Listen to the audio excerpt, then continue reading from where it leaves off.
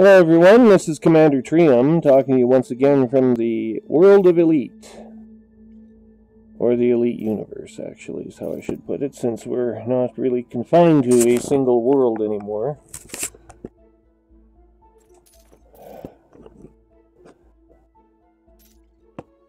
Okay. And, having earned nearly 20 million credits, I think we're about ready to go and take another stab at this freighter mission. So we'll do that. Let's see here, but first...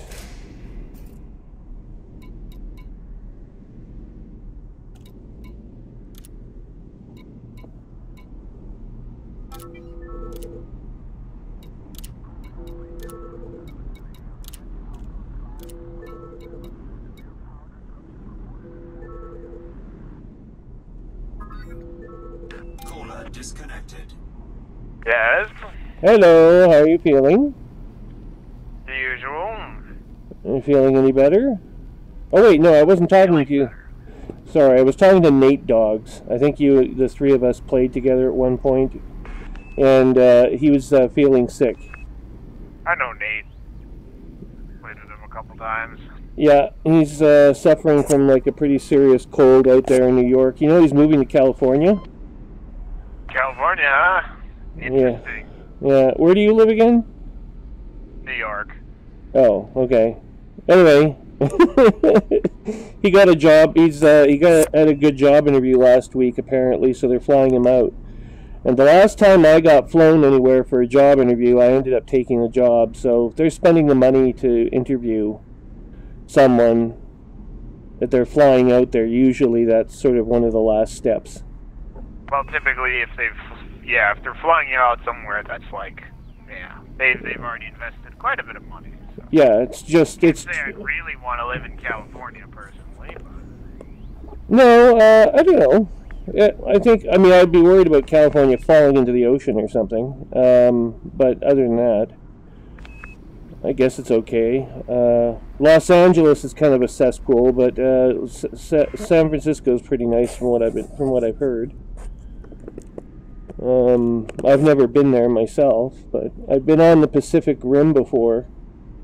In Puerto Vallarta, Mexico, and notwithstanding the poverty that existed there in the late 90s, I don't know if it's still there. It's probably still a tourist trap.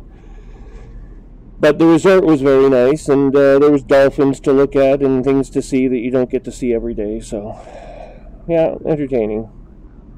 What are you up to these days? Are you doing the community goals, or...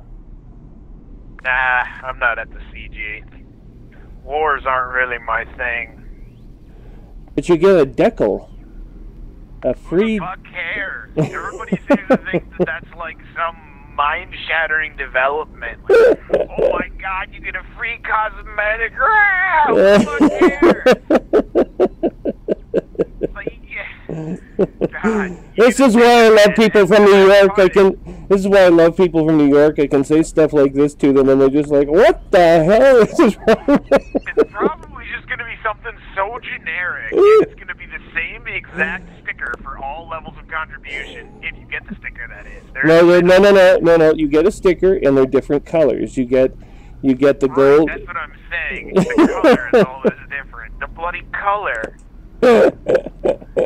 And people, can you believe this? People were worried that if they got the gold tier sticker, they wouldn't get like the silver and bronze tier stickers. Can you believe that shit? Like, what if the bronze sticker goes better with my hull? Like, I don't fucking care. You get what you get.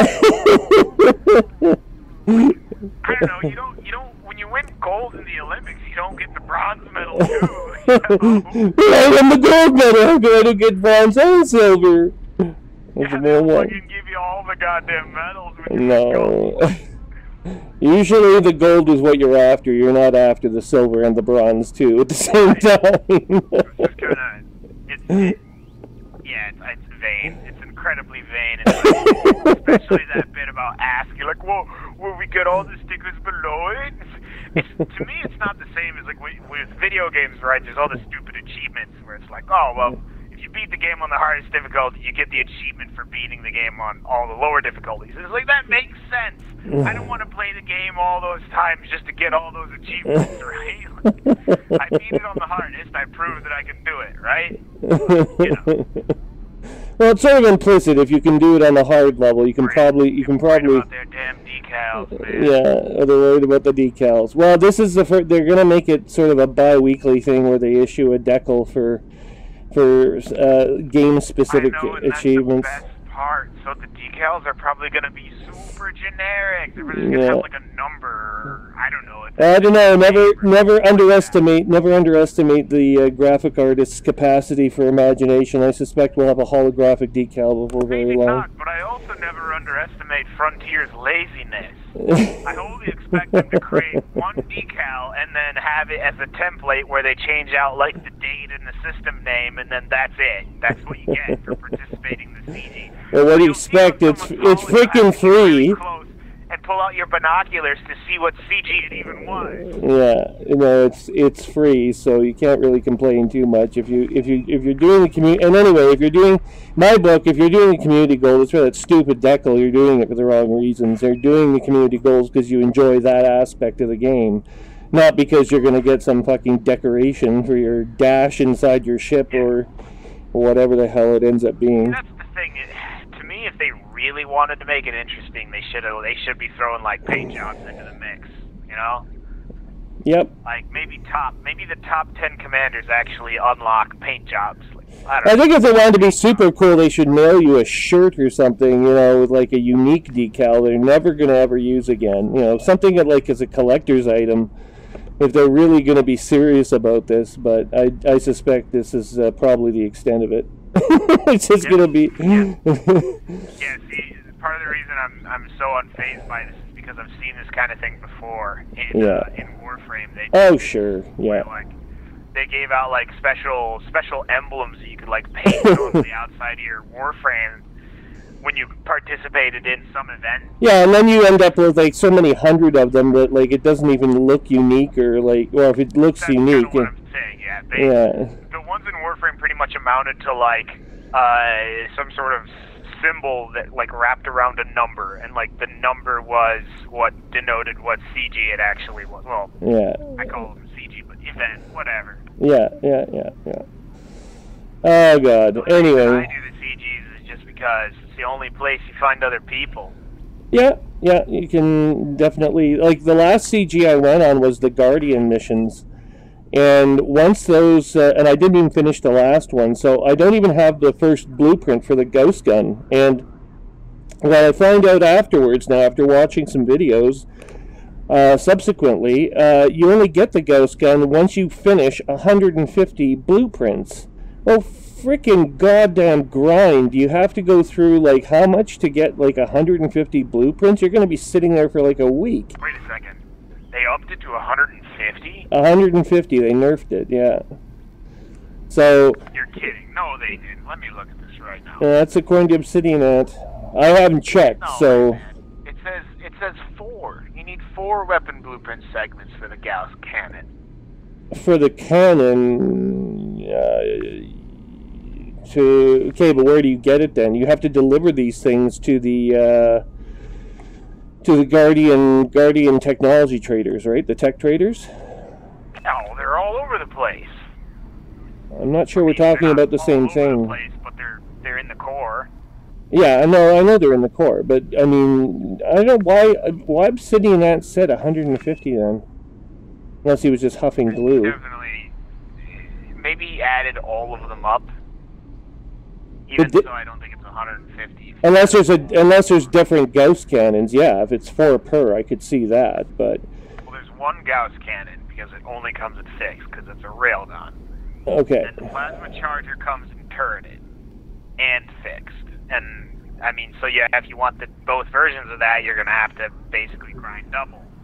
Okay. So... Ironically enough, the turreted one takes more blueprints, even though it has less DPS. I just don't understand the logic, right? I don't get it. Like, oh, you want the gun that like actually encourages some co-op gameplay? Well, guess what? You have to grind harder than the people that don't want to. Granted, it's only 2 segments, but you know. Well, I mean, two segments isn't. Your just reward is that your gun does less damage because fuck you for wanting to play with people. You piece of shit. Actually, I think they're more concerned. My guess is thinking back on David Robin's own logic in terms of framing gameplay. The turrets use your computer for automated targeting, right? So this is an automation feature. Oh yeah, well get this, man. These guns don't. They only work as turreted when somebody's using them. What do you mean someone's using them? Well, obviously someone's using them, but yeah. A multi-crew gunner has to be using them in order for them to function as turrets. Otherwise, they are fixed weapons. Oh, you're fucking kidding me. But you will maintain the lower damage value because, as I said, fuck you for being casual and wanting to play co-op with people. Okay, I didn't realize that. I thought the turreted meant that you would get them on the same basis as all the others. Auto turret, they do not auto fire. Yeah, auto fire. Like the same, like, you know how a turreted weapon normally works in this game. Normally, if you have a turreted weapon, you click your fire button, your computer is guiding the targeting. I know that. So I know that. That's what I'm thinking of course, but this is what I'm thinking they meant by turreted where the Gauss cannon was concerned. Apparently not. No turreted Gauss cannon. Okay, fine. Fuck them. Which is too bad, because that'd be great to use railguns in the turret slot. Actually, it'd be useless because the multi-crew gunner can't target right. If you have it, yeah, that's right. So the whole purpose of the Guardian Gauss cannon is essentially killing Thargoid hearts. Yeah, but so you're extremely efficient at. That's what I've heard. If you want to go Thargoid hunting, you need your Gauss cannon. But I'm not specifically a Thargoid hunter. You don't need them, but they are fantastic. No, but I do have the AX weapons that I already, did my grind for, and I got There's no grind for AX weapons. Oh yes, there is. You have to. No, there isn't. You buy them. Yes, and how do you buy them? You have to get the engineer. How do you get the engineer? No, you don't. They sell them everywhere. They sell them at every military base in the entire fucking galaxy. Nah, why am I of the view then that I can't remember how exactly I got. The container is what I'm thinking of. The container you need to do a grind for. Corrosion-resistant cargo rack. Yeah, that's it. Yeah, you have to unlock the engineer for that. So I think that what's going to happen is eventually the Gauss cannon will be available likewise at all the military outlets, or at least at a place where you can get Guardian tech that might be set up separately in the game. I think so, because they can't. Look, the Thargoids are coming. It's obvious. Eagle Eye says so. So does all the analysis I personally have done. And now we're predicting, encroachment further into the bubble, and the only thing that's slowing them down. It doesn't have anything to do with what FDev's going to do with the game balance. Well, they're going to do whatever the hell they want, independent. I think they've already made a decision about what the hell they want to do. These are just indicators. Maybe. I think that's how David Robin thinks. That's my own psychological profile. I think this has already been decided, and he's proceeding as he wants to. Yes, he can change and tweak and whatever, but in the end, it's basically been decided. He's already got a plan in his mind, if nowhere else, and I'm sure it is somewhere else, as to how the game is going to progress in the years ahead, generally speaking. By the end of the year, we know, for example, we're going to have a fleet carrier class vessel. We already have two new fleet carriers from Aegis itself, and they are operating in theater as we speak. But those are just assets. They're just stations. Those are Wells class carriers, and they move around. Yeah, but they're just stations that they move in the server. Day to day, yes. I refuse to accept them as vessels until you can actually go into an instance and engage a jump drive and leave the fucking instance. Well, before you get with engines on the back. Yeah, I know, but they did have that. I'm not sure if this was true, but I remember several months ago there was a photo No, sorry, an animation supposedly taken from Frontier servers of a human being controlling weapons grids inside of a Coriolis class station. Really? So, yeah. And if they can do that, then these Wells carriers are stand one or two steps away from being able to become itinerant during battle inside of the game as NPC artifacts. Well, that would be fantastic. I guess we'll see. We'll see. They won't be able to have very many of them because, of course, you get more than 8 players docking with these things, and they're loaded up, right? They can't carry more than 8. I don't think 8 ships at a time. I'm guessing 4 are small class, and the other 4 are mediums. But that's it. That's all they have room for, and they won't accommodate a Corvette class vessel, a Corvette or a cutter. So a lot of other ships that also land on large pads. Yeah, but the Corvette and the cutter don't have bays of their own except for fighters, and fighters, Cobra Mark III can take them out. So you don't need very high-class vessels to deal with fighters unless they're there in large numbers. A friend of mine... I think that's rather unfortunate that they wouldn't put at least one large pad on the thing. Well, someone takes it over and that's their pad. No. Pretty significant design flaw. Do you know what here's something else. Do you know what the jump... I have this confirmed. Do you know what the jump range is on the Wells class? Wells class. That's one of the stations, right? It's one. No, it's the mega ship. It's a mega ship, and it's the same one that the Imperial civilian ship Indra is a Wells class carrier. So guess how far that thing can theoretically jump? Oh, hit me with some numbers. 500. I don't have a fucking clue because 500 jumped 20K. Yeah, he jumped 20,000 light years. Is that? Oh, that's where Colonia is. Yeah. Yeah. Well, it turns out the reactor size is your guiding principle here. But the Wells class megaship, the Wells class carrier, will jump 515. The fleet carrier. Not bad. The fleet carrier is supposed to be able to jump thousands, like 70, 80,000. I've heard that. 70 to 80,000. That's the width of the galaxy, the diameter of the galaxy. They're not actually, it's outside the galaxy. Yeah, I know that, but that's my point. They're not going to jump that far. They will if the Thargoids come from the LMC. I don't know, man. I think you're reading way too far into some of this stuff. No, look at the science behind it. So far, they've kept to it.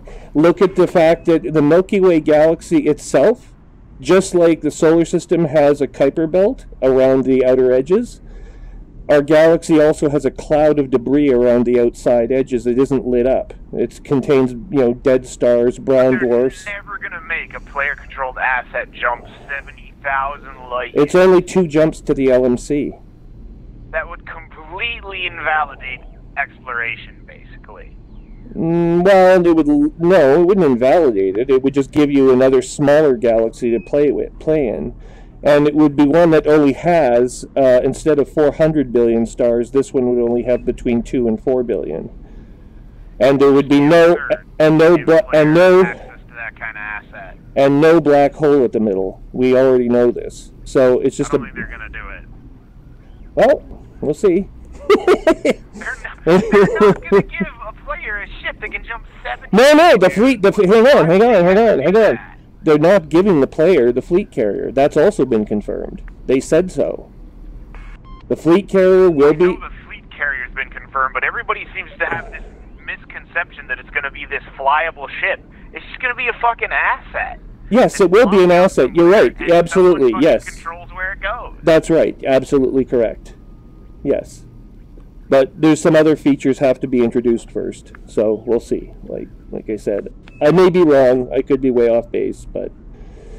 I mean, I wouldn't be surprised if they can jump a couple hundred, but... Well, like I said, they've already got Wells-class carriers going 515. If they can jump 515, and if they can jump 20,000, they sure as hell can jump 80. It's just a matter... Shock's situation, yeah, he was going for Beagle Point. He was going for 65,000, but he got basically sent off course and ended up in Colonia, what is now Colonia, but... Yeah, and there's a bunch of missions out there, but you basically need an Anaconda or a Corvette or some... gives an interesting... it's an interesting part of the lore that they've never explored in the gameplay, is the potential for misjumps. Well, they did cover it in the intro that was played when they introduced the Beyond update, right? So there they talk about what happened with the difference between the jump drives of the 22nd century, the 23rd, and the 24th versus the jumps of the jump drives of 2500 through 3000 AD, and how we got to the Wake class. If I can use that term, the Wake class hyperdrives instead of the Cloud class hyperdrives that used to be, and back in the days of Elite 2 Frontier for the Amiga, that you would have a hyperspace cloud ejected behind your ship. That technology was lost. They had to research the technology, rediscover how to do hyperdrive. When they figured that part out, what they ended up with was what we now have for hyperdrives. And it's basically been static for about three centuries now. Hasn't changed that much. Right, but from what I understand, there's the potential within the technology for misjumps. The Cloud one had it. That's never been in the gameplay. Was it in Elite 1? It wasn't. They talked about it in Elite 2 Frontier as well. Oh, well, no, not in Elite Dangerous, no. But, I mean, these games have a shared legacy, right? They're all from the same timeline. Starting at all that stuff doesn't really matter, to be honest. It matters in the gameplay. Yeah, I know. But there is a story behind all of it, and I do like the story a little bit, so...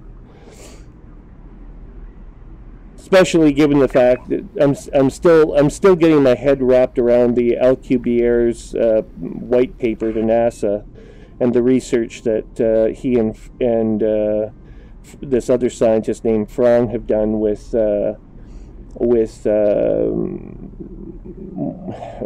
standard model in quantum mechanics, and talking about why UFOs, for example, may in fact look the way they do, because the first ones we're going to the first FTL drive that we might design could very well end up looking like a UFO, and there's a reason for it.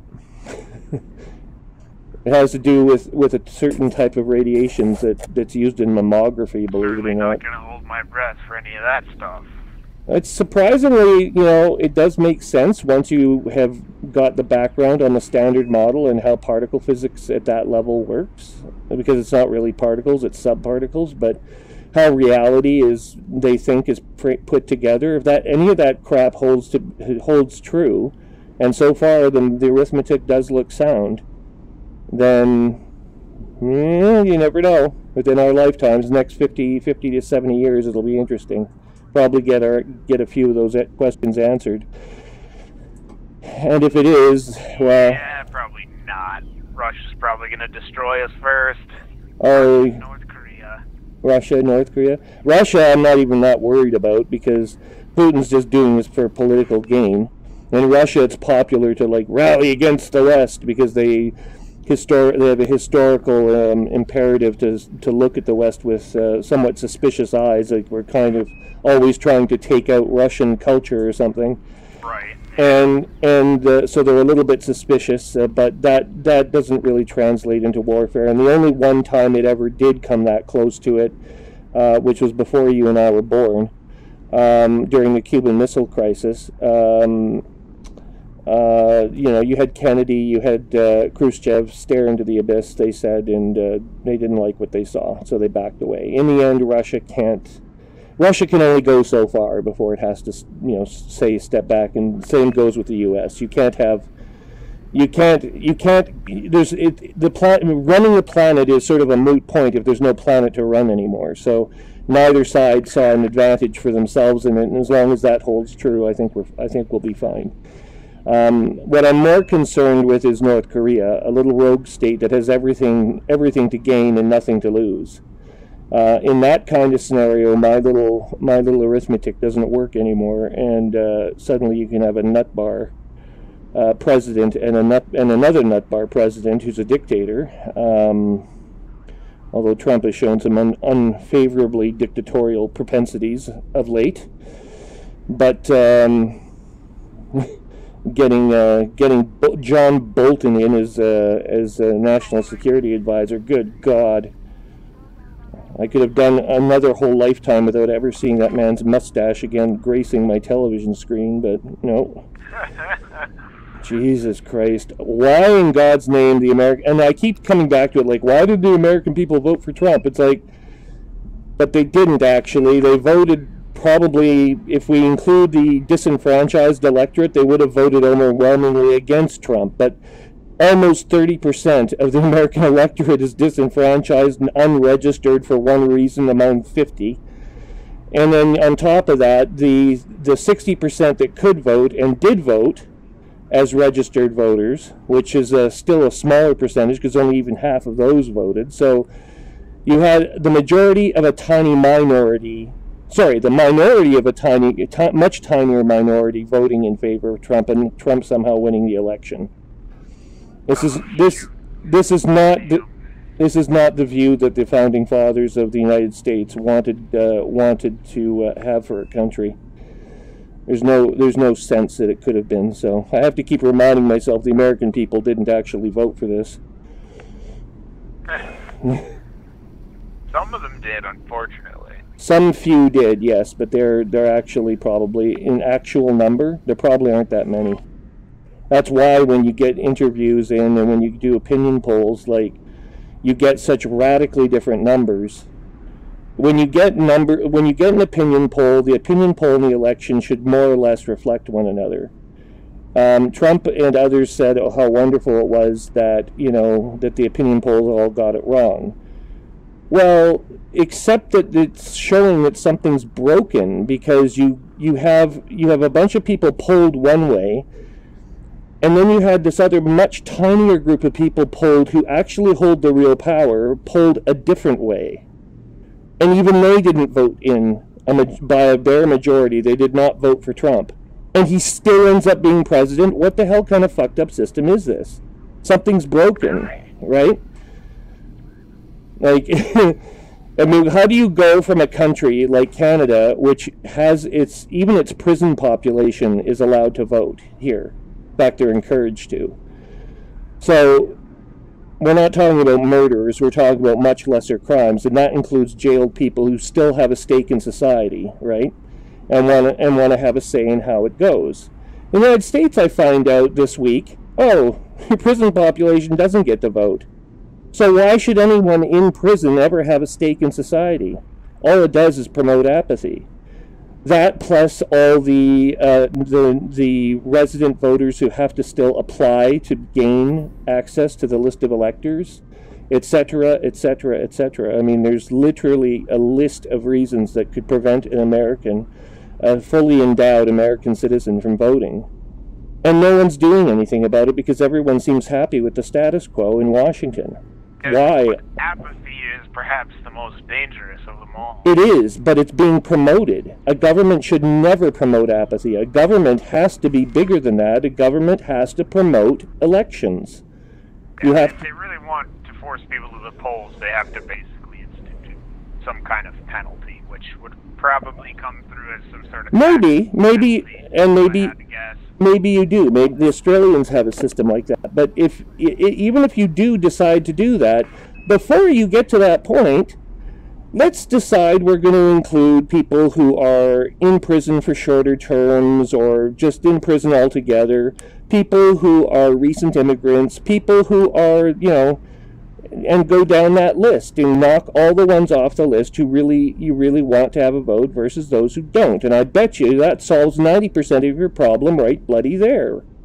And then the process of starting to promote elections can begin. Never mind the problem of apathy. You don't need a penalty if everyone wants to participate in democracy, in the world's greatest democracy. How many bloody times do I have to hear an American politician say that? What makes the United States great as a democracy isn't its strength, its power, its reach. It wasn't even the first. France was the first. So was England. It was well ahead of the U.S. anyway, in terms of not constitutional monarchy, but, republicanism, de facto republicanism. There's so many things that could be done and just aren't be. And then that mantle of being the world's greatest democracy can resume, as perhaps it ought to. Responsibility. What is this, Halo? Well, I don't know. I don't think one democracy has responsibility to lead the pack of the others. I'm just saying that right now the reality is the United States has the most influence, rightly or wrongly. So as long as that holds true, it should be trying to promote it, right? Especially when it does so in other countries. And one of Putin's loudest and most recent criticisms is that, Americans come over to his country and say what a great democracy you have, and then he points out the Trump election, which is ironic since he was the one that colluded with Trump's aides to, and possibly Trump himself, to get Trump elected. I think Putin, for his part, is just trying to weaken the West so that Russia can catch up. That's his overall ambition. But he's right to point out that, you can't compel other people to adopt democracy. Meanwhile, in your own backyard, pretending like you're doing just that. Nor would I ever want to be frank. That's right. You hit the nail on the head. You have to. Don't listen to what I say. No, don't watch what I do. Just listen to what I say. To quote a Simpsonism. Oh dear. Anyway, I think it's more of just do whatever you want as long as you're not pointing guns at us. Well, no one wants to point guns at anyone, I don't think. It's just... I'm not sure I believe that. I think North Korea is about the only one on the block right now which feels it has to point a gun at someone in order to get noticed. And he's going about it completely the wrong way, and he probably thinks it's the United States as his enemy and whatnot, but then he invites American basketball heroes over to have tea and crumpets with, and all the while, singing about what a terrible place the United States is to his people. I mean, it's completely... I got to imagine that it really must be kind of like a complicated situation where the people over there, the people in power probably are just looking for reasons to basically execute the poor bastard and install somebody new, despite all the propaganda to the contrary. Because, I don't know, it's just like... That's a tough one to draw. That's really tough. Only... It's just like, if you were put in that situation where, like, you're suddenly in charge of some fucking rogue nation... Well, it wouldn't be a rogue nation for very long. Shit, man. Like, I'd open the borders, I'd do all this great shit and well, stuff, that's because you and I have existed under democratic government, right? Or at least what we think is democratic government. Each of us may have different ideas about what that should include, but yes, we would free up the country considerably, suffice to say.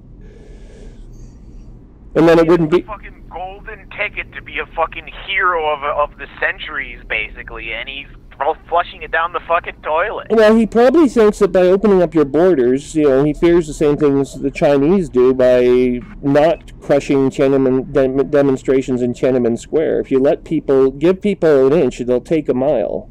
And you know what? That is kind of human nature. But that being said, it's also their right. Part of the reason that we have democracies is because it was based on the idea that no one human being had a right to just lord over the other one, via divine right or any other right. Yeah, I suppose if you don't believe in that, there's not really much else to go on for that.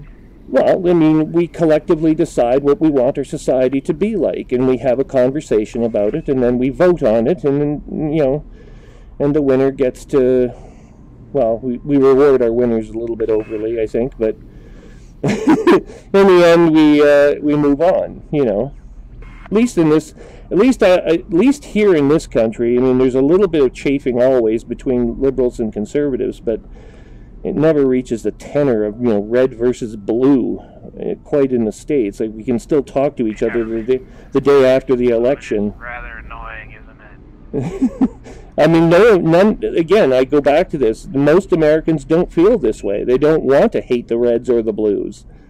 They don't want to be identified as such. They don't even want to talk about politics anymore. It's so stressful. Like it's just. Don't want to identify with either party. And I guess it's kind of. It's sometimes easier to talk to someone outside the country than probably inside. At its core, I'm really probably a very moderate conservative, but the problem is the Conservative Party is so fucking off the rails. They're so fucking far from what conservatism really is. Yeah. Like, they're totally crazy, man. Like, yeah. They don't fucking get it anymore.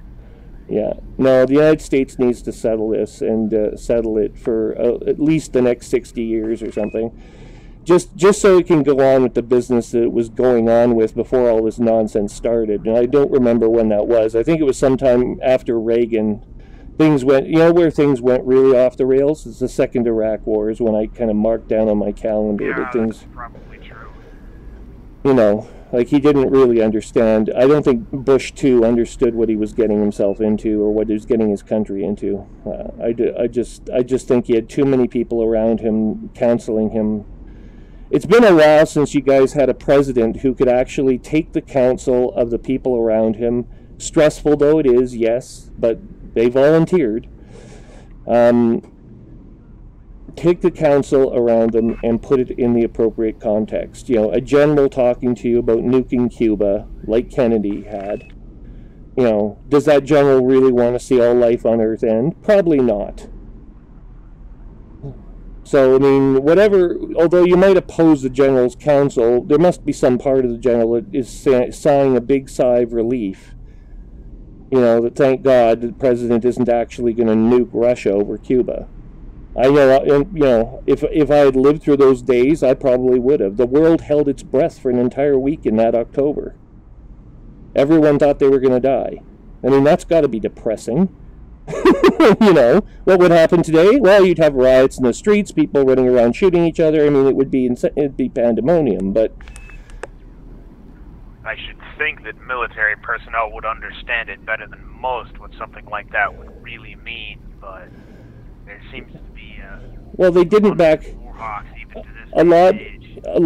of people, a lot of the military minds back in those days still were stuck in World War II, right? And they thought they were fighting Hitler when they thought about fighting the Red Menace, because they, like their contemporaries, had been scared by the idea of a communist takeover of the whole planet. Once again, the whole planet was at stake, right? And now the whole planet isn't at stake, but we do have the future of the planet at stake. It's almost as bad. Because now, if you let North Korea get away with it, you're going to let any other rogue state that wants to get nukes get away with it too. And sooner or later, someone's going to set one off. These are not normal weapons, right? You can't just let people have them and just, say, well, that's their right. They're a nation state. That's not good enough. There's a closed number of them. We had to let Pakistan and India have them. But we don't have to let North Korea unilaterally have nuclear weapons, particularly when South Korea doesn't want them either. And when when there's nothing useful going to come from it.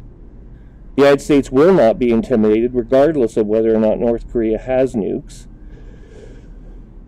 So what would change by North Korea having nukes other than the planet's less safe, less secure? There's a concept here I'm trying to cultivate of homeworld security, and it doesn't. Homeworld security. It doesn't. It doesn't always take root, because a lot of people that I talk to about these things, I'm talking about an age when borders don't exist and where humanity is, where we have our national governments, yes, but there's a fourth layer of government, the global government, world federalism, where we discuss together as a species, what we want to do next with issues that confront the whole species. Your license should be attributed to the country, and your license should get you across all borders. That's how it should work. Your driver's license. Yeah, pretty much. I mean, don't forget, we didn't even have border checkpoints. Actually, driver's licenses are probably going to go the way of the dodo real soon here. Well, that's true. But I'm saying, as long as you're identifiable as a human being, and if there are aliens out there that look like us, then, then maybe a card or something that identifies you as citizen of Earth. But at some point being, you have to have a return back to the way things were in the 1850s. When this all started, nation states didn't have border checkpoints and outposts and customs officials that would check your every bag. And that's what we've got to. Hell, Canada and the United States, our two countries had, end quote, the largest undefended border in the world. They still like to call it that, but I can't cross into the United States today. And 30 years ago, I could ride my bicycle across the border and no one would say boo. About 90% of the time. Yeah, that must have been pretty neat. So, I mean, I don't see why we need to have border stations except for protections against, one another, but we're all part of the same world, and the sooner we get that through our thick skulls. So, yes, I have dreams about this planet and about our future, and I hope that some of them get realized. I hope all of them get realized, because they're all really cool, but my biggest problem is finding a podium on which I can convince, 8 billion other people. Podium? Just need a soapbox. Well, I need a really big microphone, but I don't have one big enough to reach 8 billion people. Well, you should have gone into politics if that's what you wanted.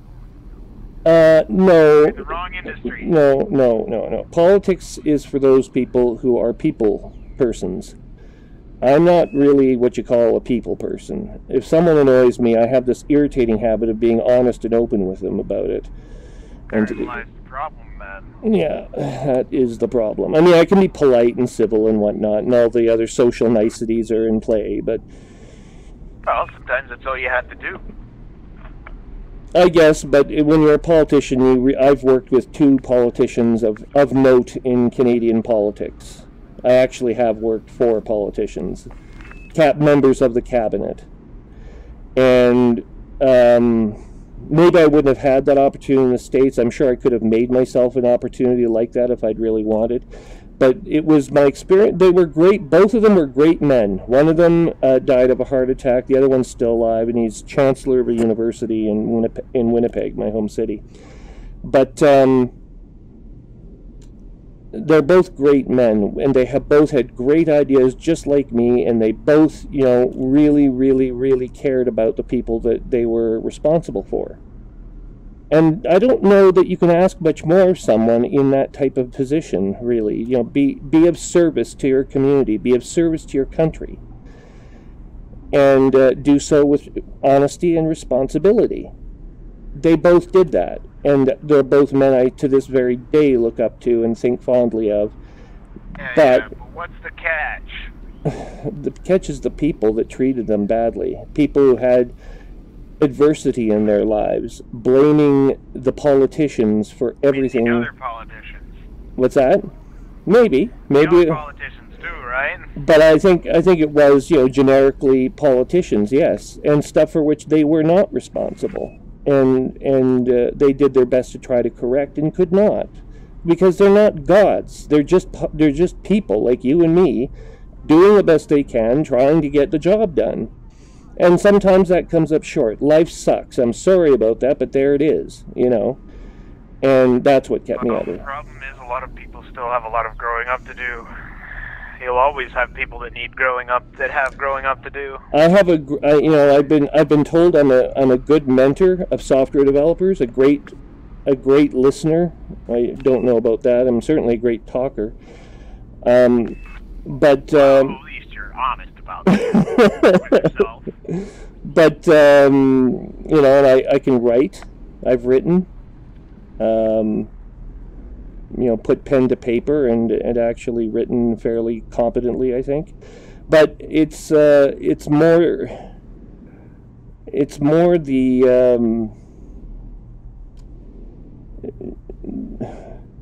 I think I can do more good to my community by being someone who tries to convince other people, not by how big a microphone I control, but by leading by example. And unfortunately, our politicians don't get that privilege very often. Well, I suppose you're going to need a bigger audience then. I'm certainly not going to help your cause. I'm kind of in a different country.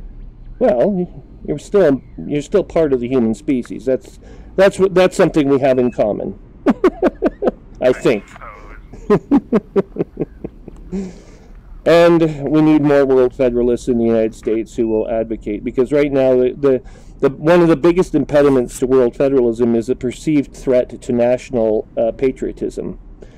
And I think you can have both.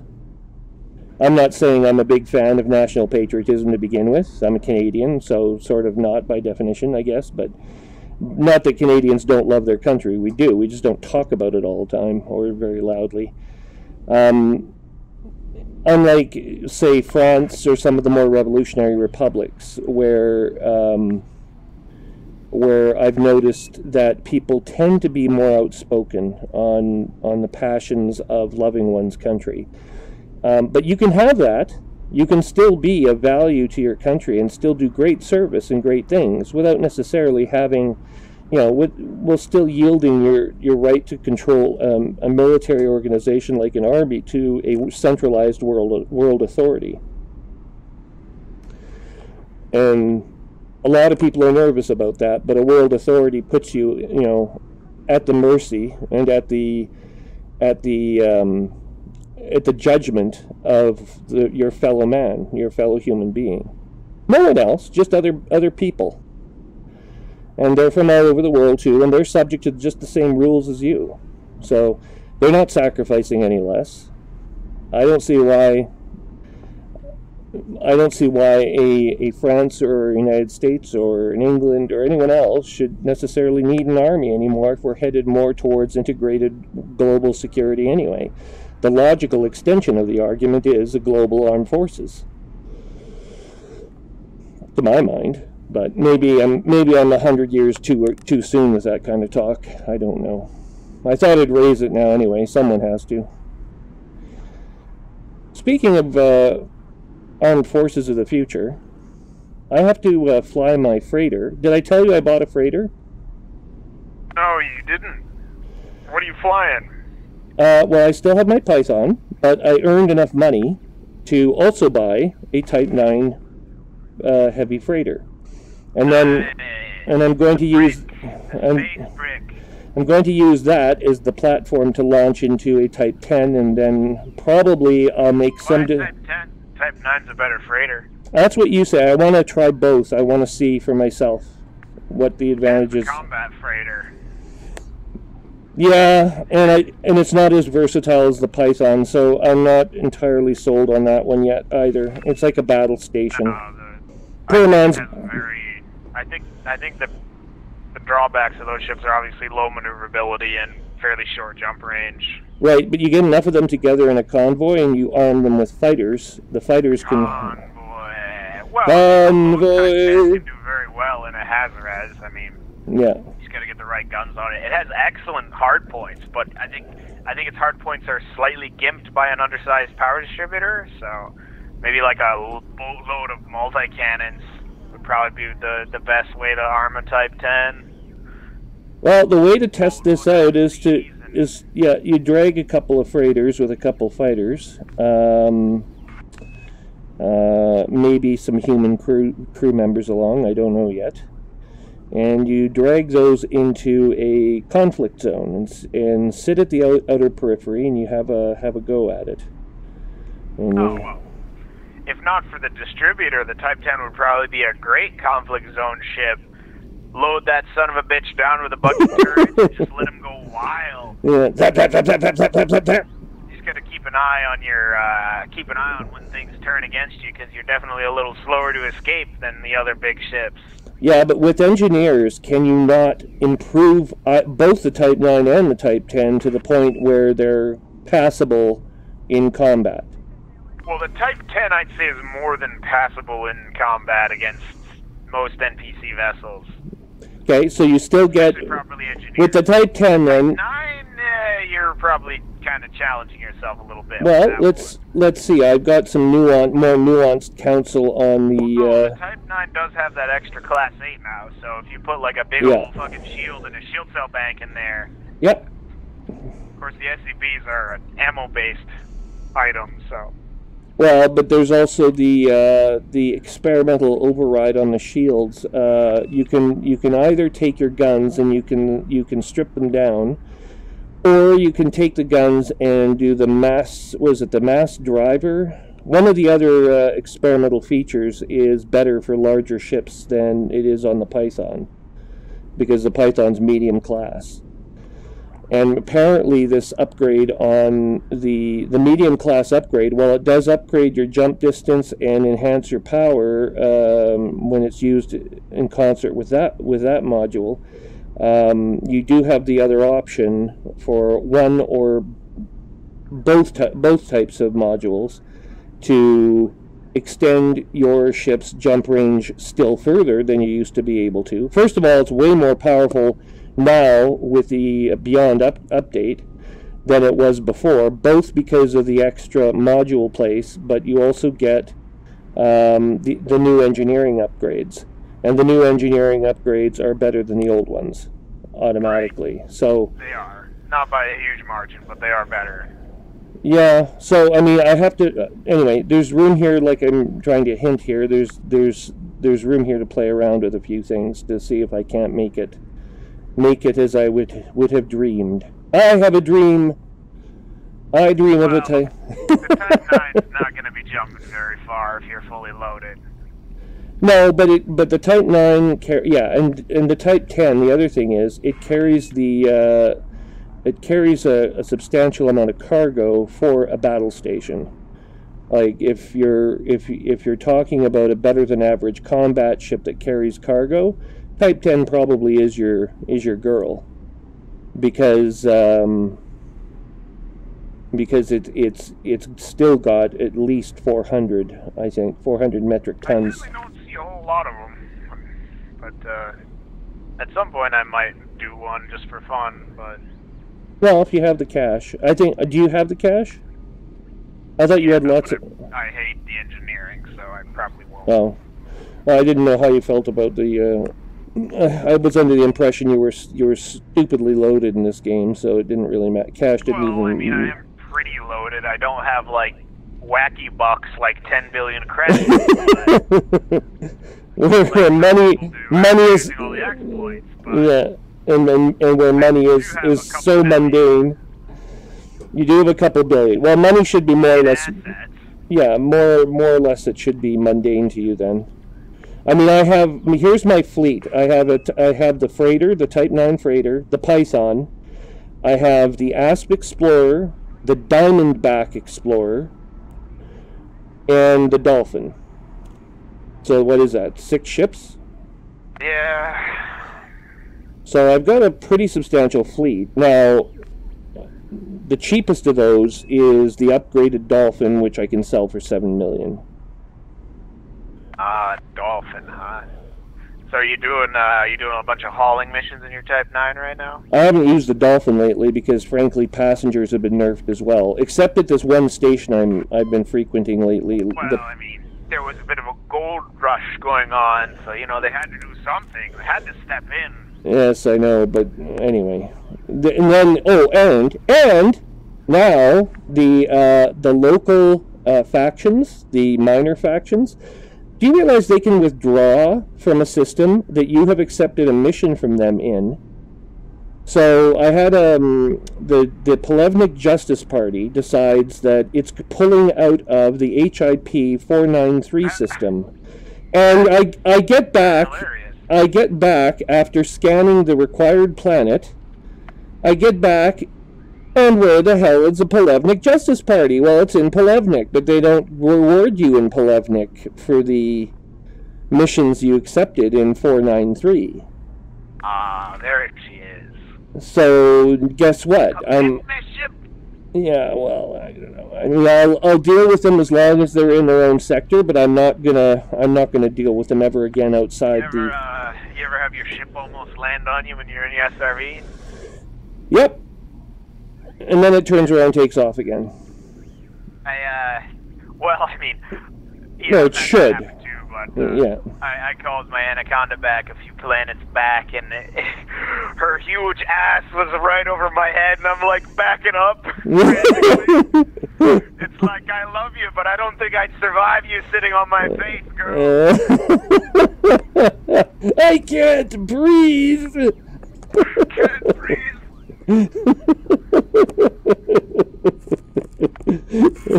What's going on?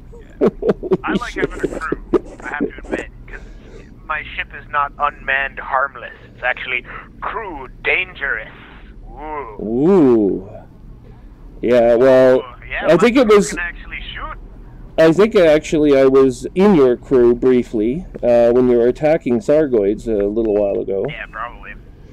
So I like human beings in general, but there's not always human beings looking for crew. I find out after finding myself standing on the bridge of my Type 9 and looking down the corridor that that like I have to keep in mind I have a VR helmet on, right? So I turn my head around, I'm looking down this corridor at the bridge stations. There's like 5 bridge stations immediately behind me, and there's like 3 decks visible readily from this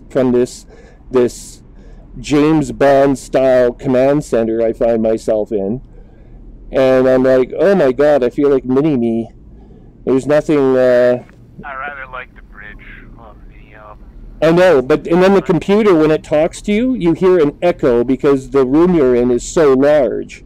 Yeah, right? I know, that was always interesting. So I'm like, okay, so now we've got a room in here. It's very large. The only bridge that I've seen that might hold a candle to it is the Corvette bridge, which was yours, and it's on one deck Corvette thing. bridge is a little cramped, though, to be honest with you. Well, for the ship this size, yes, it is, but who knows? The bridge is a little more expansive, although it has a pretty low ceiling.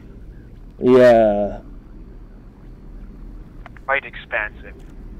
Yeah, it is too, isn't it? And then there's the cutter bridge, where you're yes, where it looks like you're cutter interior. yeah, you're using it. You see Side the signature interior of the Gutamea Corporation, the Imperial shipbuilders. I don't know. It looks like you're flying in alongside the Princess of Naboo, on your way to deal with the evil empire. Speaking of evil empire, I'm now ranked ensign within the Federation and master inside the Empire. Of course, there's no alliance rank yet. Did you get the top ranks in both of your in both of the superpowers? Top ranks, no. There's a few ranks above what you need to unlock the ships. So I'm still hoping they'll give player access to a capital ship at some future date. I don't think it'll happen this year, but I secretly hope that they either open up the Farragut and the Majestic to admirals. But I think they would need to have it be the maximum rank. Well, that's admiral. Yeah. If I remember right, there's a few ranks. Is it okay? Well, let's see. What's the Corvette? Rear admiral or some shit? There's rear admiral, post captain, rear admiral, and then admiral. That's the top rank in the Federation. In the Empire, it's Duke, Marquis, and something or other. King or something, right? There's King or something like that. Yeah, it's a patronage thing. Hang on here. Let me just type this up. Come here, you little snot. Oh my god. This isn't working the way I'd hoped. Okay, so, Wikia. Having fun with your Type 9? Elite Dangerous. High grade, I better pull over. I got a bumper sticker on the back of my ship. Will brake for high grade emissions. Well, I did get a repaired drone because I found myself flying. The wingman that I fly with most often is from South Dakota, and he doesn't really know what he's doing completely. I don't think. Like he's still like he has a lot of money, but he's a player who's still learning. Like he's at the very beginning of finding out what it's like to actually have some of these more advanced ships and to learn. Do you mean he's got wacky bucks? He's got wacky bucks. He glitched his way to fame and fortune. Well, fortune at least, maybe not so much fame. Well, I don't think he cheated. I think he got here legitimately, but somehow he's managed to take advantage of a couple of rounds of earning shitloads of money. And yeah, I don't really consider that perfectly legitimate, but to each their own. Yeah, but you can't. The forums and Reddit love trumpeting from the fucking rooftops. How does it affect me? Well, it kind of does. Some of this is human nature. As a New Yorker, you can appreciate this. As a New Yorker, you can appreciate how this is, maps onto human nature, perhaps more readily than the rest of us. But yeah. Are you in New York City? Sorry. No. I've visited twice. I think I've been in New York City. If I'm ever led into the United, pretty far away from where I am. It's like 5 hours. I want to say, maybe not that long. Maybe well, like that's how far it is from Rochester, for God's sake. But then again, it's like 3 or 4 hours. Yeah, you're pretty close to Rochester too, aren't you? I'm fairly close to Rochester. Yeah, so you're practically in Ontario as it stands anyway. Or Quebec, depending on your preference. Do you speak French? No. Oh.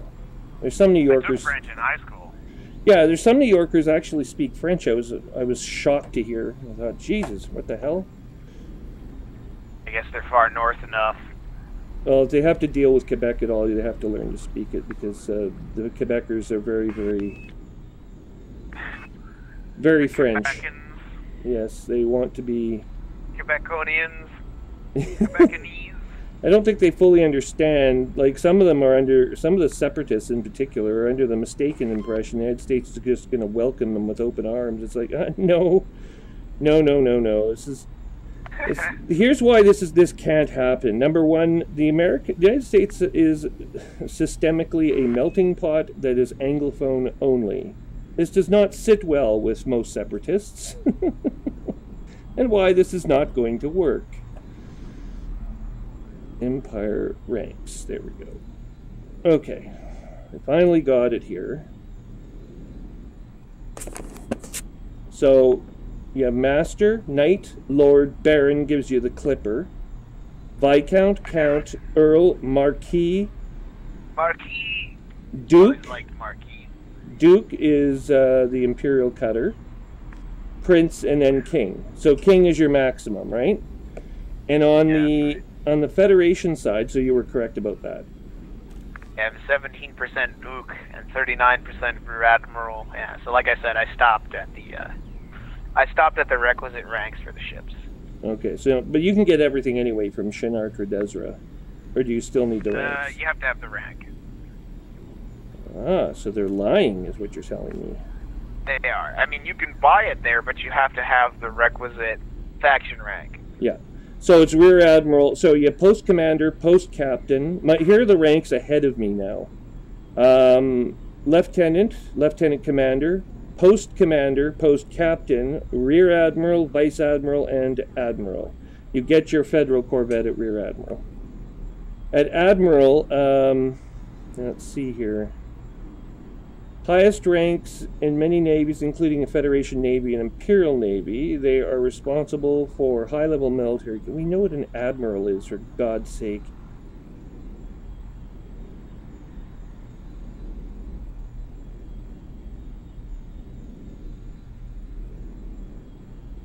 Okay, so the ones that we're concerned with here are we're concerned with the commander ranks, which include King at the top of that list on the Imperial side and an Admiral on the Federation side.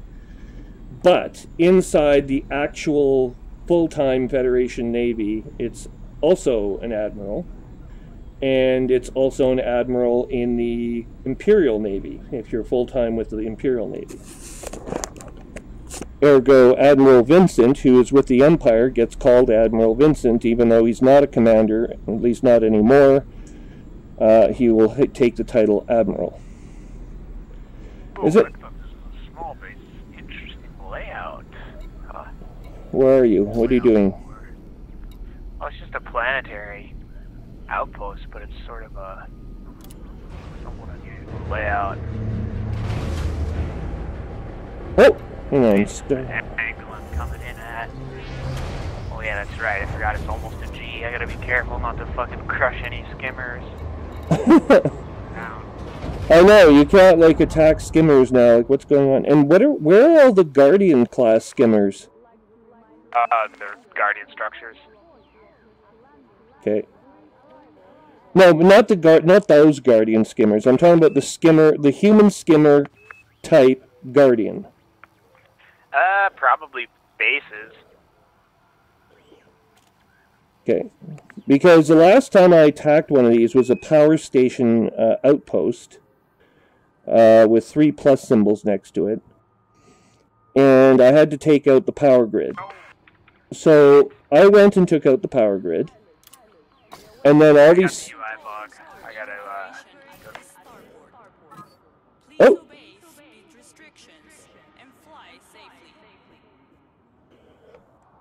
Okay, so what do we have here? Storage option, use this ship. Okay.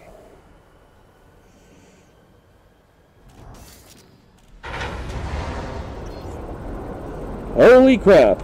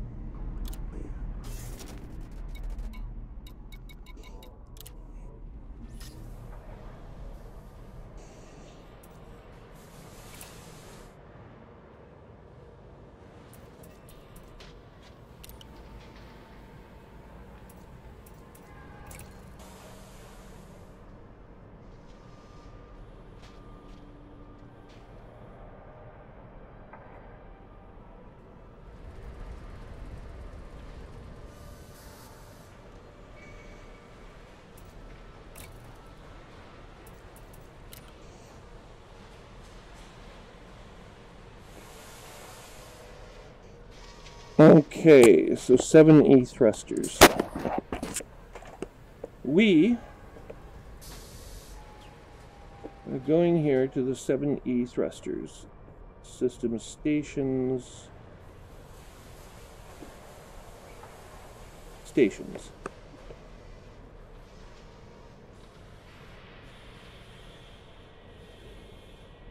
Seven A thrusters.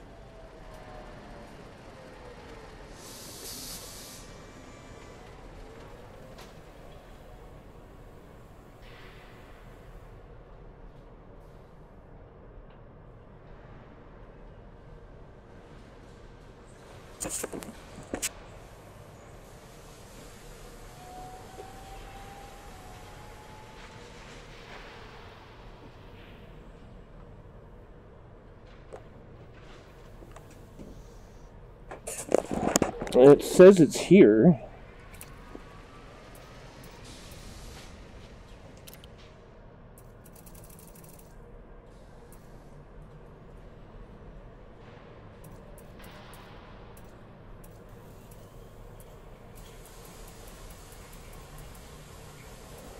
But they are 51 million credits. So, let's go to 7...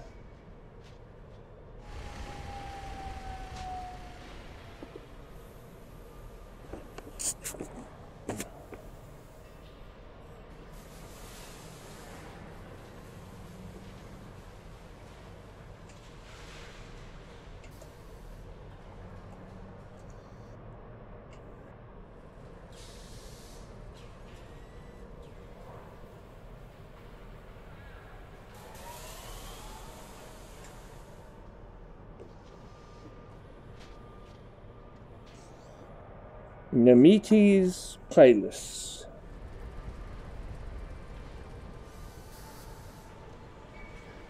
BD2155. Okay, let's have a look at that one.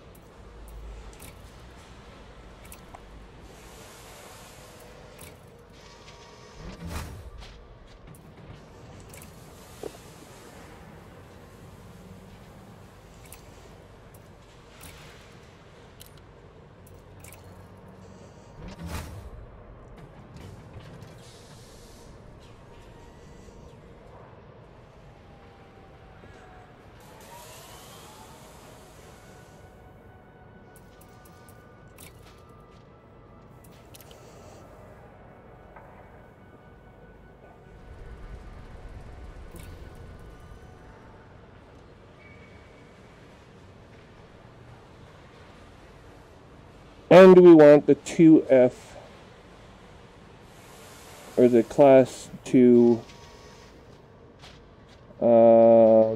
burst laser, 2G burst laser, or 2F burst laser.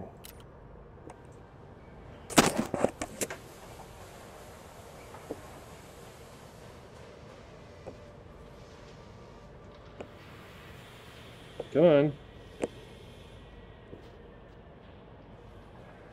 2F burst laser.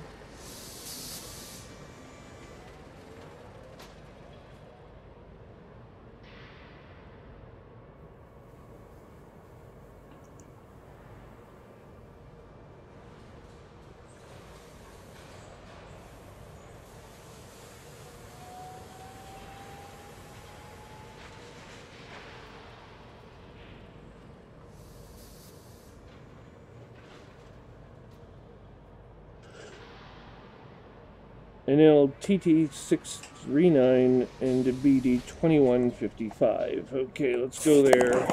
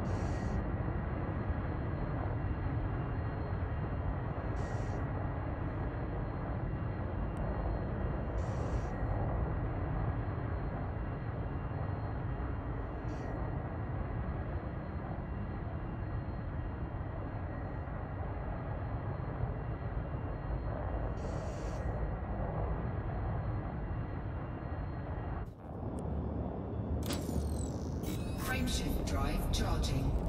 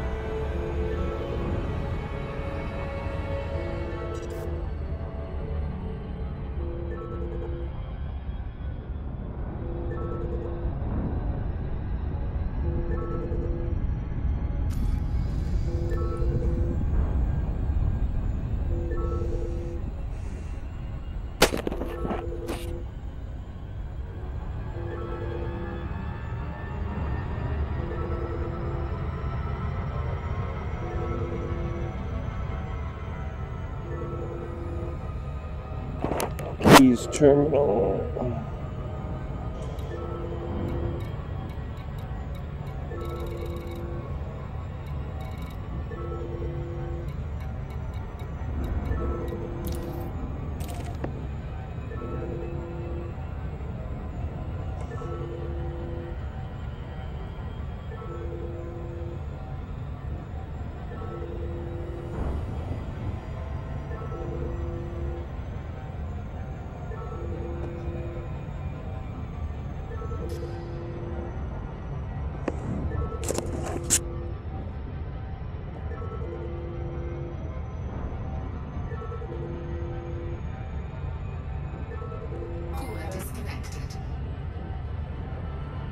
Roberts terminal.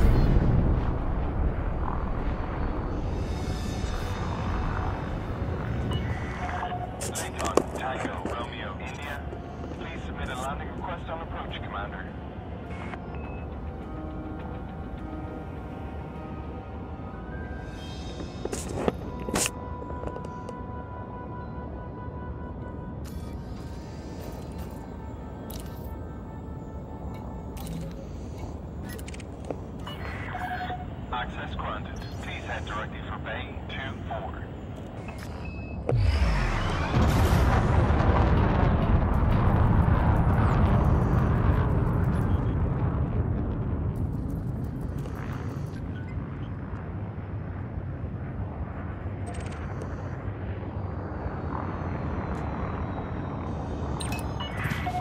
Automated docking initiated.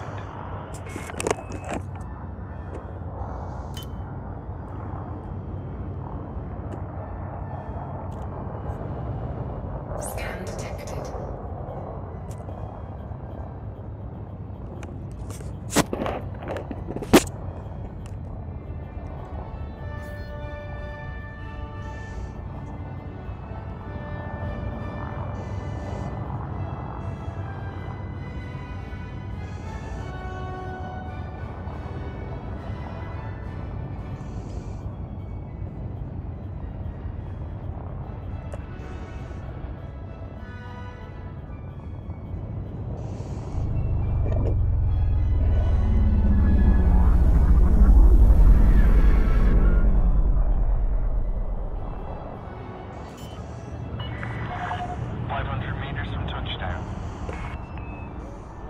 Landing gear deployed.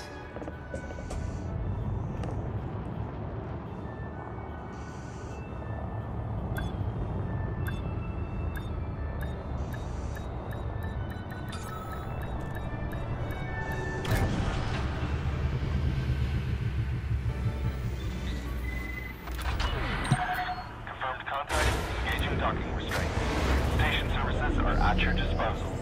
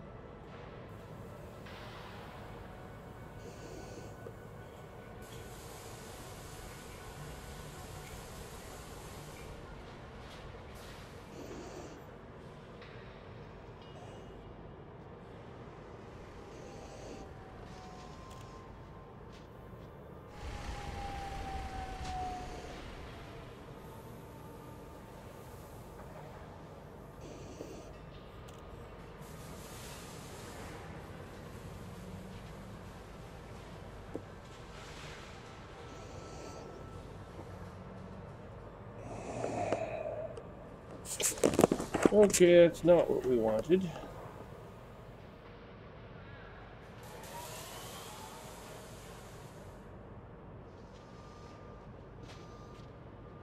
Burst laser turret.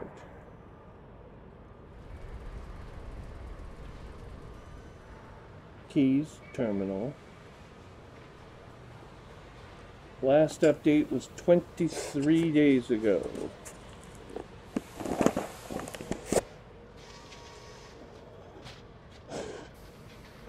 Burst laser turret.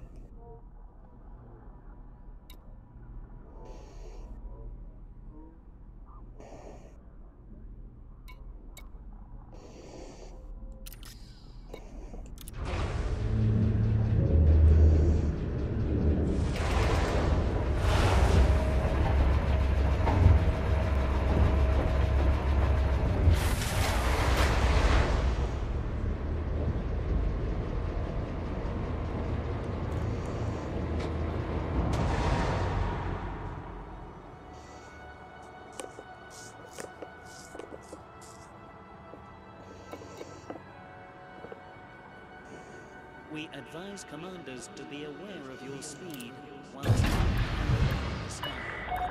Ship uncoupled. Moderate speed on Landing exit. gear retracted.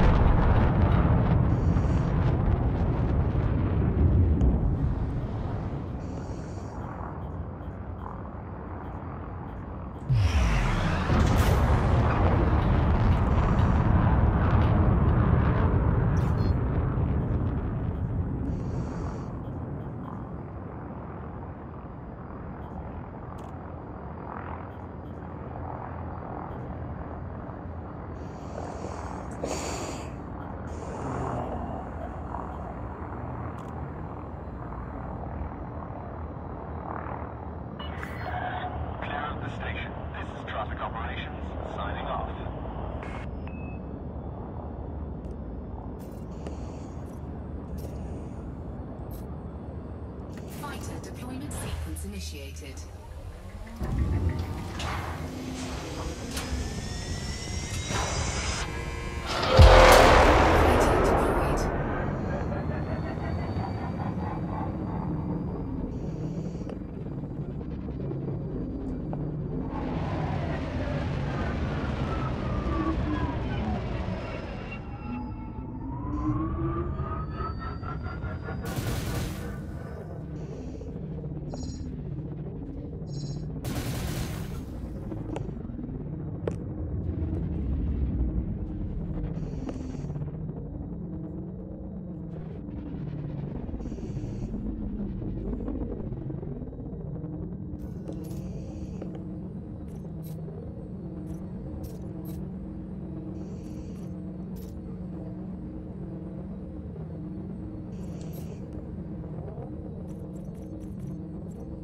Mothership resuming formation.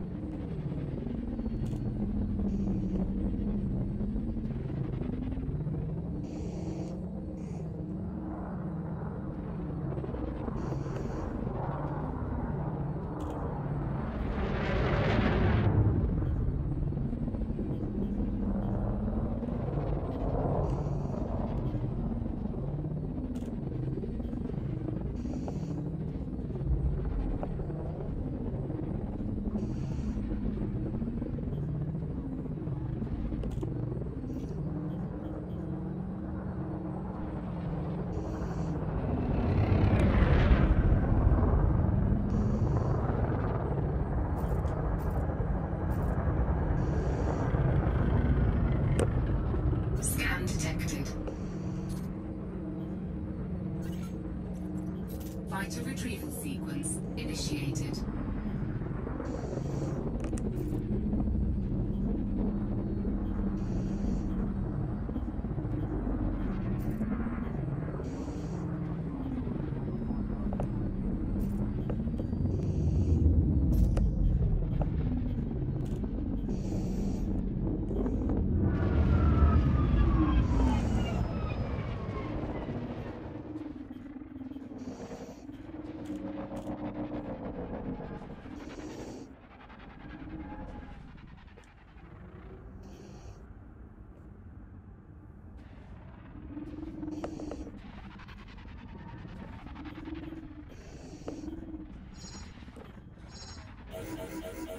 Fighter docking sequence initiated.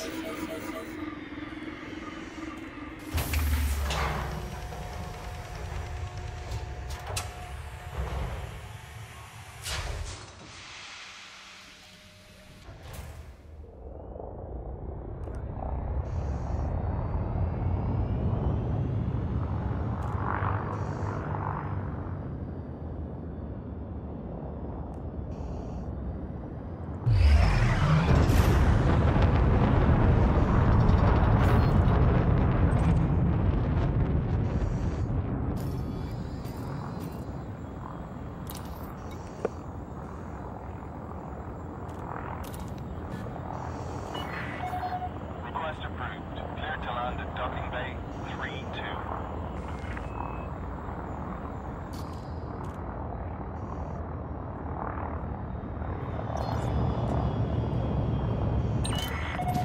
You are approved for automated docking.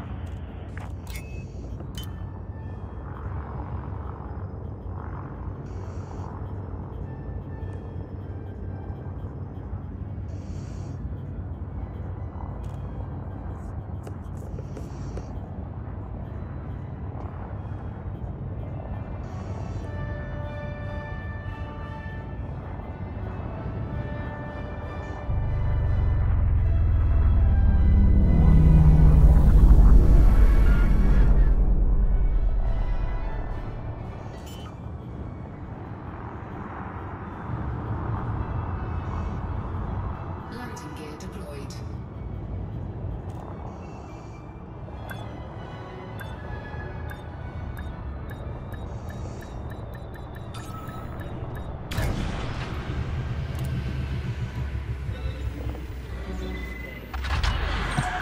Docking successful. Breaker dispatched. Greetings, Commander.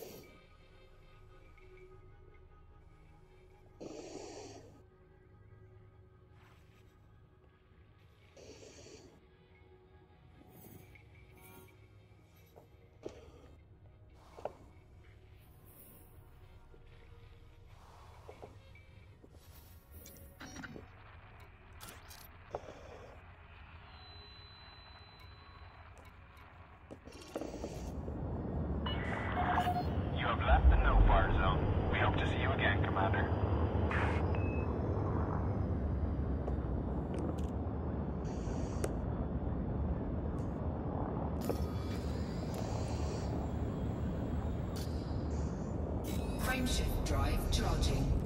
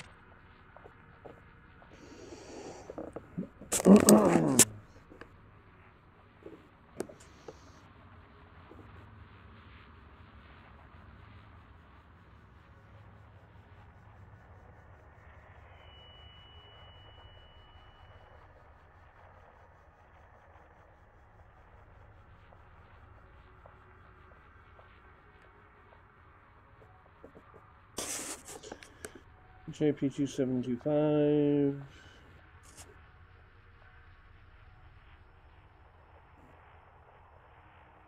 Ipalechi and Banner.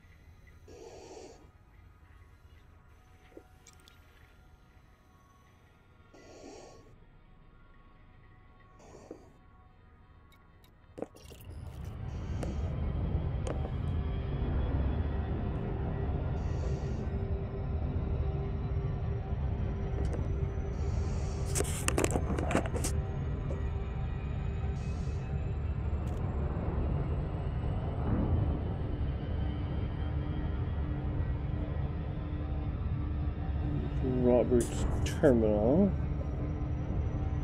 And the component we're looking for here is 7D thrusters.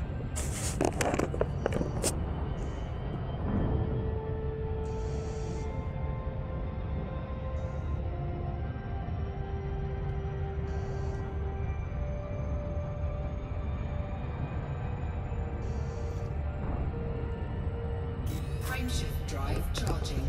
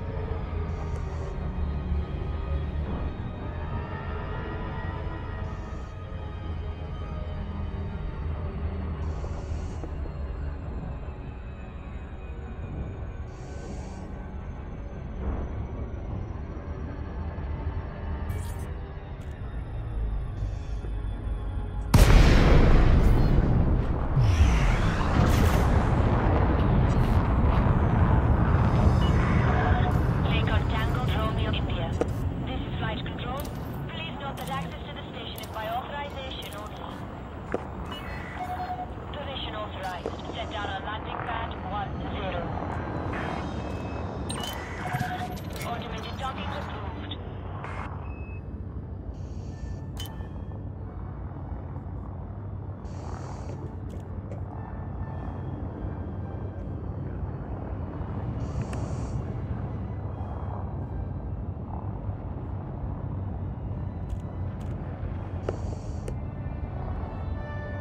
Scan detected.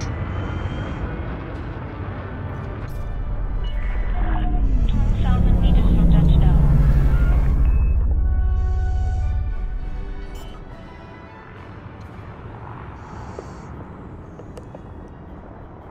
Landing gear deployed.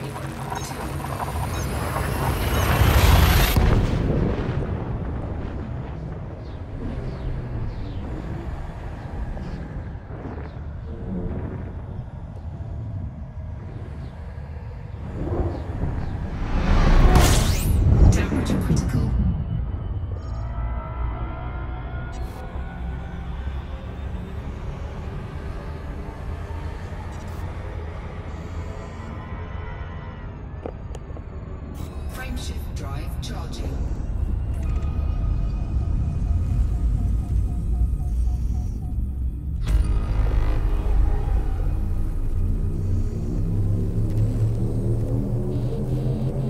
Ready to engage. 3, 2.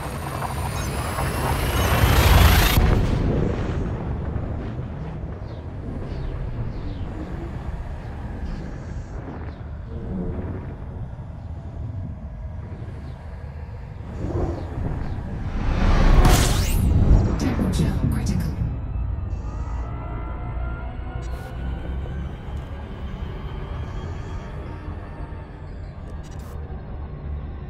Frameshift drive charging.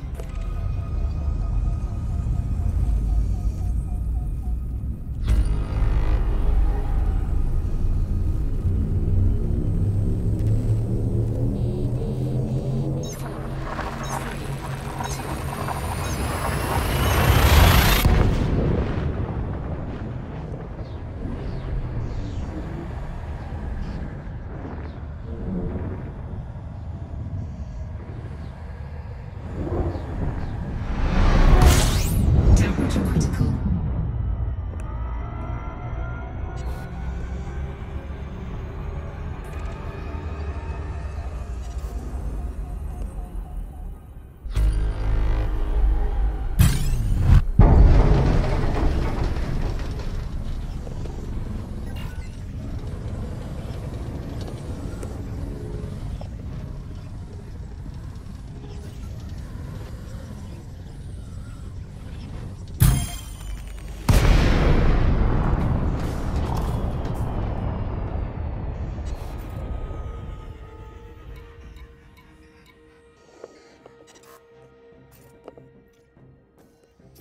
Under attack.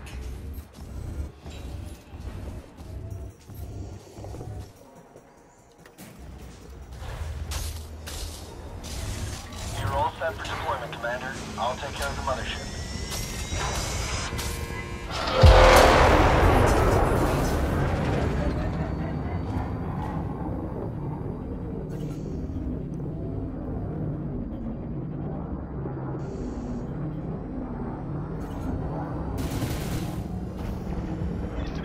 Easy on the friendly fire, Commander.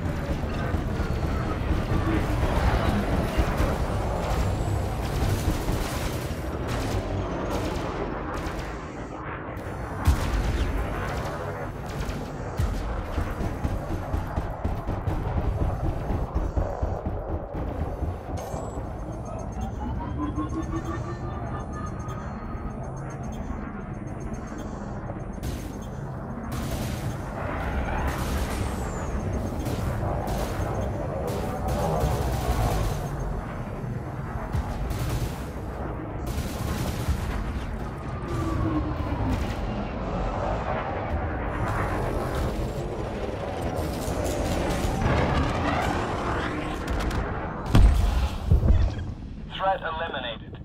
Patrolling for enemy. I think we're in the clear, Commander.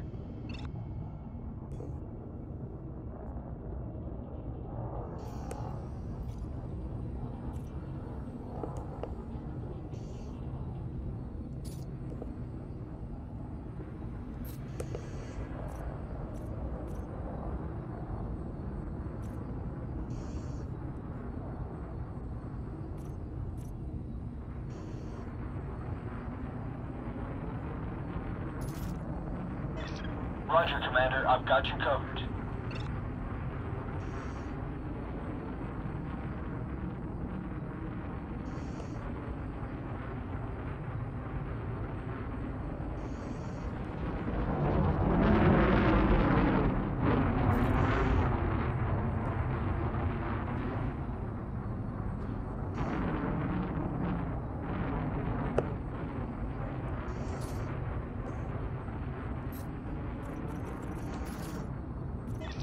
Okay, taking up a defensive position, Commander.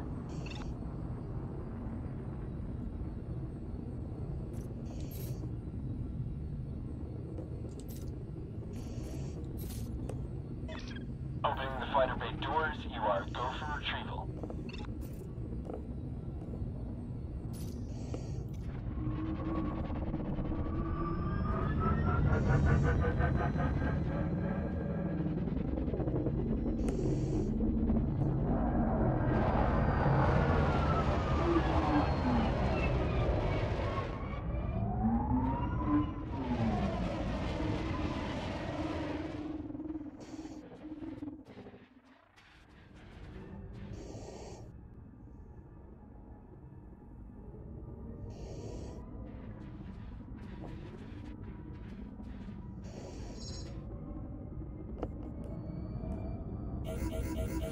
Fighter docking sequence initiated.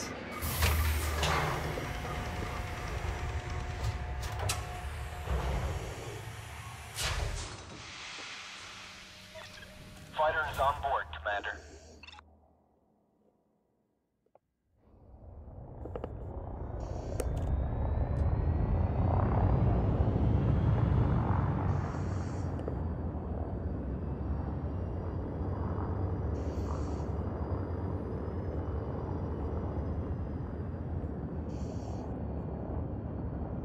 Frameshift drive charging.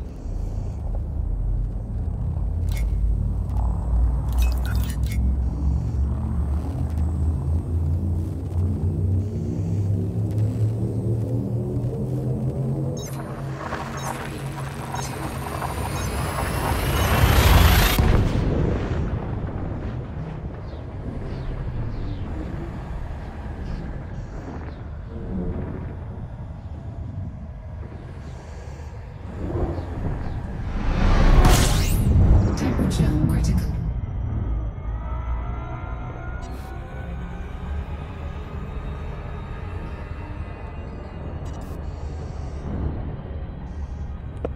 Frameshift drive charging.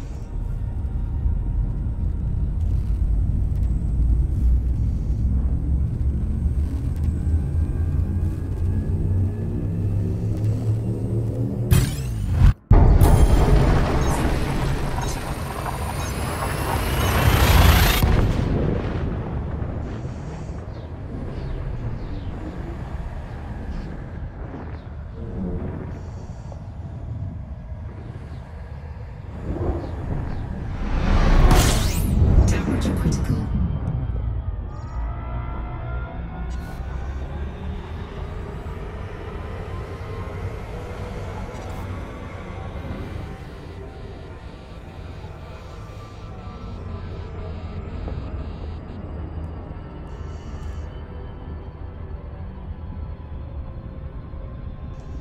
Frameshift drive charging.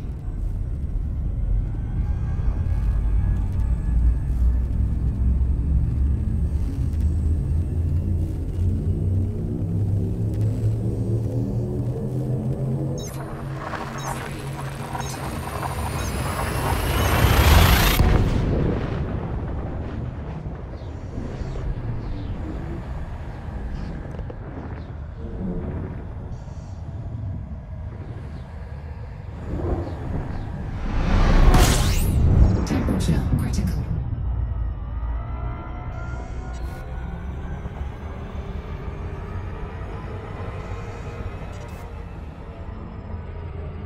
Frameshift drive charging.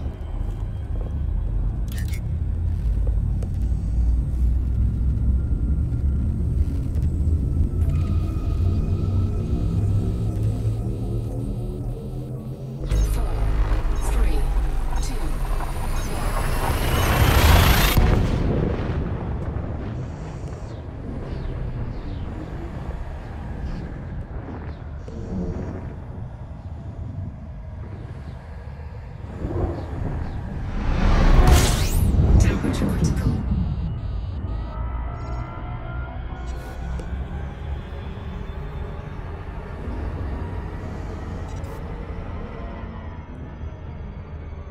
Frameshift drive charging.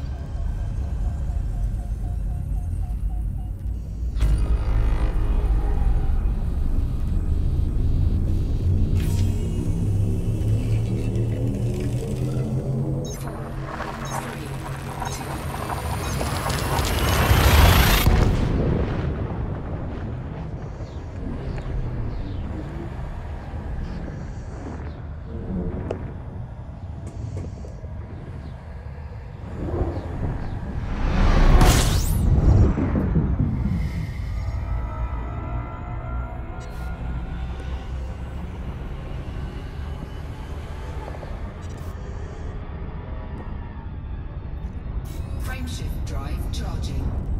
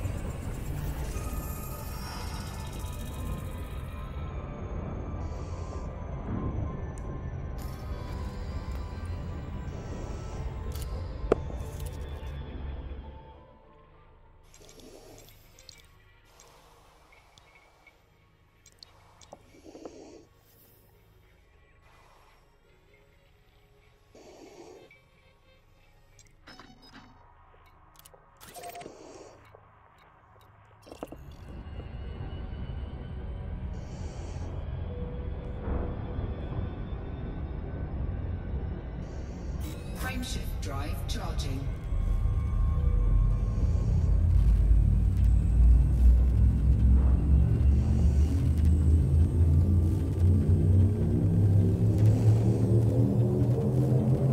Ready to engage. 4, 3, 2.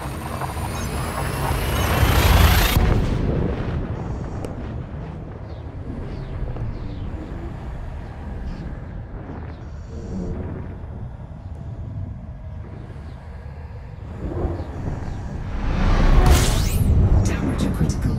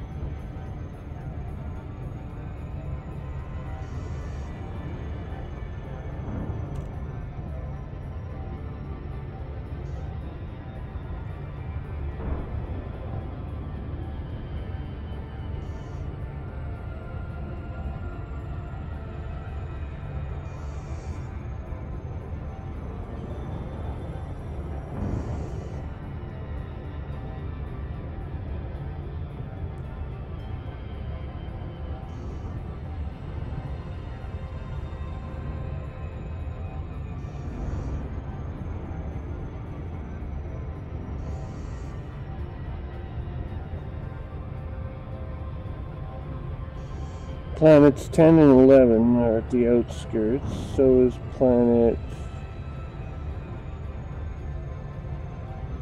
8 by the looks of it. Yeah. Planets 4 through 7 are in close proximity. Possibly 3 through 7.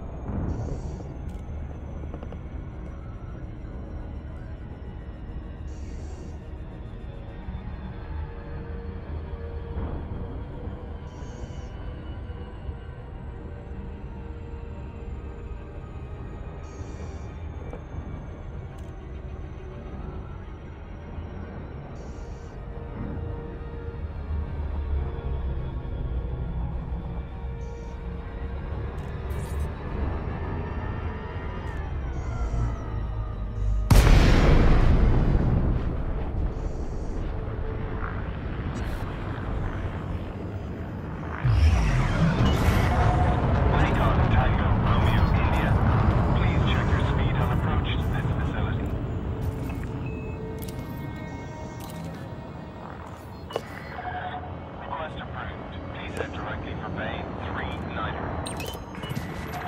Automated docking initiated.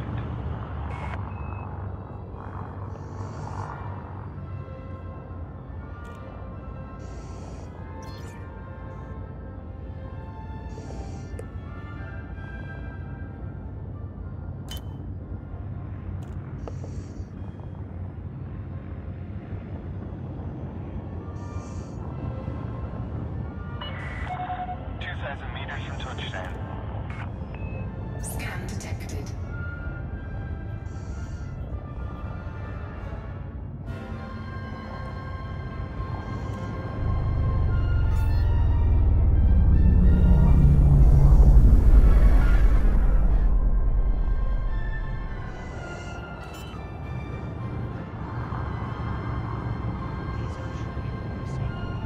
Landing gear deployed.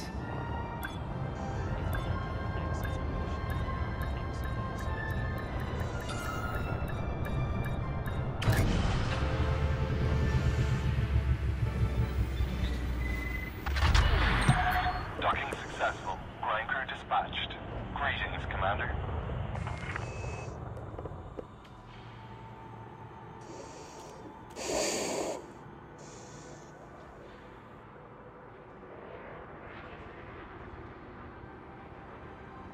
In order to accommodate traffic flowing smoothly, please follow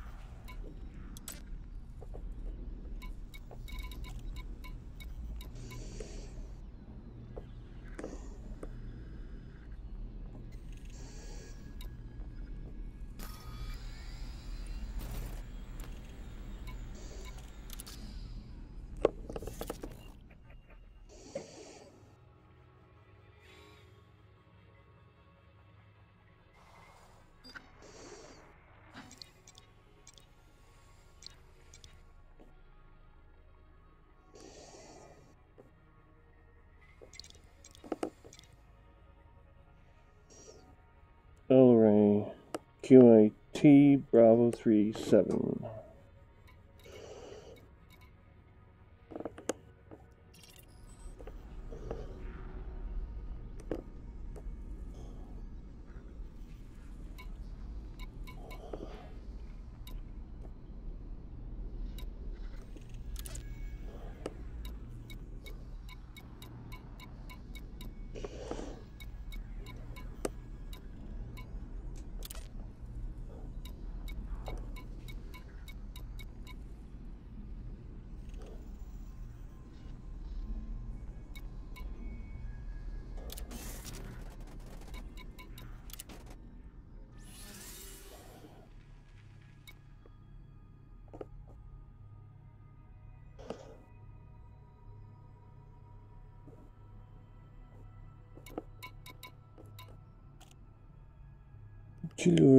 Chilurgueta.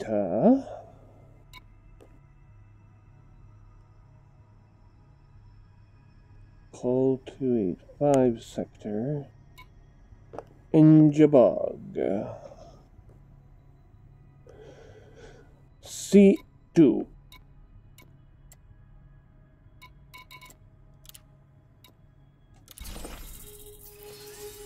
Incoming message. Oh, goody, goody, goody.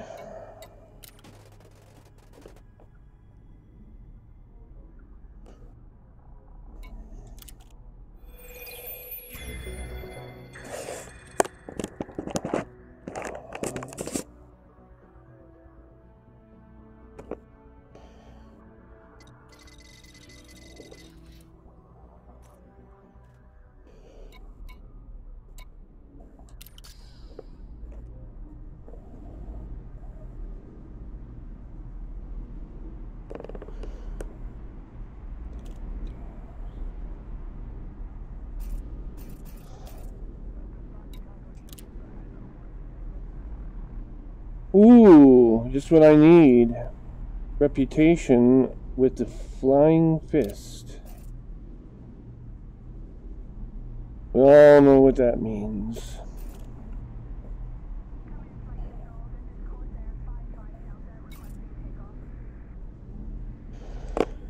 Okay, I'm afraid that's going to be it for tonight, folks. Unless something changes radically, we'll be on again tomorrow.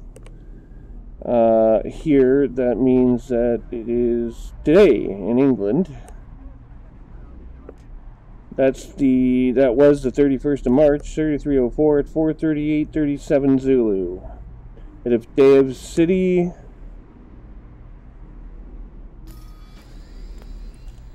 In the 51 Aquilae system.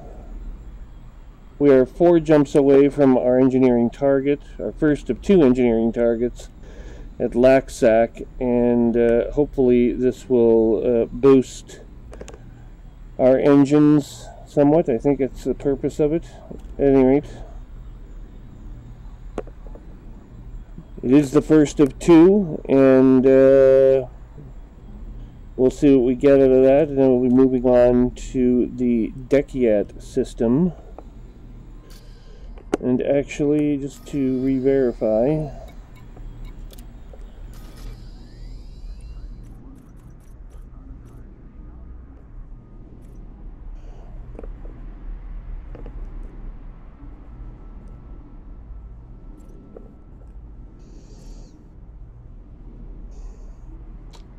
its shields are after first, and then we'll be moving to the Dekiat system where we will get our drives upgraded.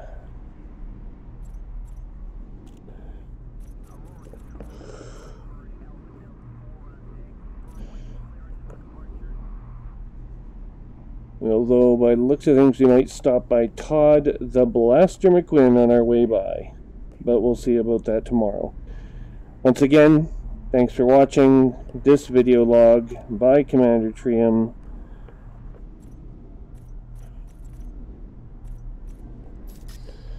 You can watch all the video logs produced by visiting the links documented at ross613.wordpress.com/elite. You can also try visiting directly the bit.ly address bit.ly/app-refactory VFL. That's Alpha Papa Papa Refactory Victor Foxtrot Lima, all is one word.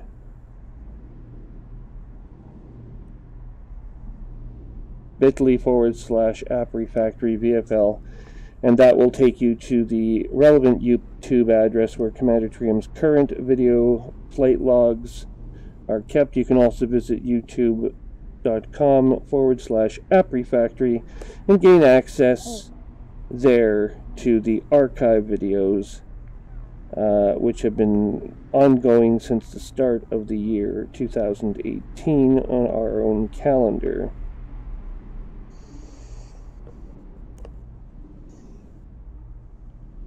And thank you one more time to those of you who subscribe to those video logs, and of course to Frontier Development for their ongoing support of these video flight logs.